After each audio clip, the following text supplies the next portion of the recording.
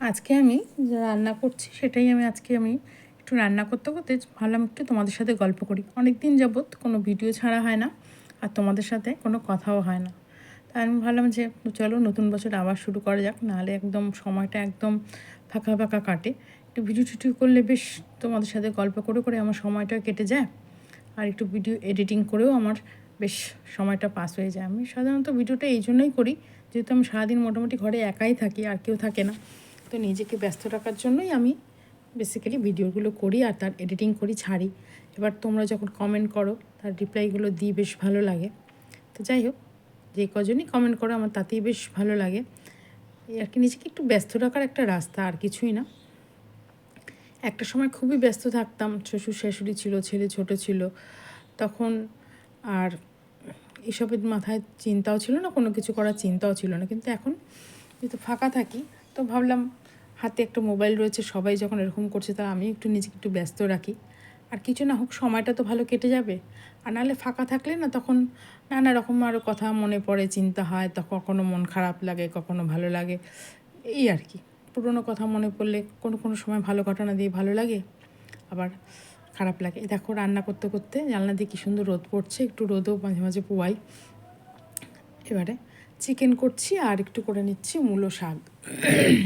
পৌষ মাসে ভালো একটু মূলো এনেছি লাস্ট, একটু মূলো শাকও রান্না করে নিই। আর শাক এই রান্না করতে করতেই আবার এক দিদি ফোন করলো, তোরা একটু ঘুরে যা। তো ওই জন্য আর কিছু রান্না করলাম না, এই দুটোই করলাম। ভেবেছিলাম একটা তরকারি করব, কিন্তু করা হয়ে ওঠেনি। তো যাই হোক, যেহেতু কোথাও গেলে আবার দেখবে তখন ঘরের সব কাজকর্ম সেরে যেতে যেতে একটু সময় লেগে যায়, তাই জন্য আর কিছুই রান্না করলাম না, এটাই করলাম। তো এই মাংস করতে করতেই আবার শাকটাও কুটে নিলাম, কুটে এবার শাকটাও বসিয়ে দিলাম। যেহেতু একা থাকি না, তো নিজেকে ব্যস্ত রাখতে গেলে কিছু না কিছু করতেই হয়। হয় তুমি বই পড়ো, নয় তুমি সেলাই করো, নাহলে তুমি রান্না বান্না করো, নাহলে টিভি দেখো। টিভি কতক্ষণ আর দেখা যায়, কিছু কাজকর্ম না করলে ভালো লাগে না। তাই বেশ এডিটিং করতে বেশ অনেকটা সময় লাগে, আর করতেও খুব ভালো লাগে। এবার ঠিক সেরকমভাবে না পারলেও যেটুকু পারি সেটুকুই করি। বেশ আমার সময়টা তো কেটে যায়, আমার একাকিত্ব মনে হয় না। বেশ তোমাদের সাথে গল্প করতে করতে আমার রান্নাটাও কিন্তু হয়ে যাচ্ছে। বেশ মোটামুটি চিকেনটা কষানো হয়ে গেছে, এবার একটু জল দিয়ে ফুটিয়ে নিলেই হয়ে যাবে। আর মূল শাকটা করে ফেললাম, রসুন, কালো জিরে আর শুকনো লঙ্কা ফোড়ন দিয়ে। আগে আমি মূলো শাক খেতাম না, আগে বেসিক্যালি আমি খুব একটা তরকারি খেতামই না। এখন আমি একটু তরকারি খাই। মানে আমার ছোটোবেলায় মামাসিরা বলতো, চঙ্গের উপরে মরলে পড়লে একটা মানে বাক্য আছে না, যে চঙ্গের উপর পড়লে মই এই নমুনা যাইবে কই, মানে সেই দশাটা হয়েছে আমার। এখন যেহেতু নিজে রান্না করি আর নিজে খাই, মানে সব মানে যারা খায়, আমার হাজব্যান্ড আবার যে কোনো তরকারি খেতে পছন্দ করে।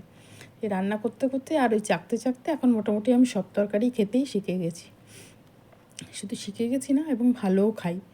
তো মূলো শাক আগে খেতাম না, আমার বাড়ি একজন মাসি কাজ করতো, বলে মূলো শাক খাও না, রসুন পোড়া দিয়ে খাইবা, দেখবা কী ভালো লাগে।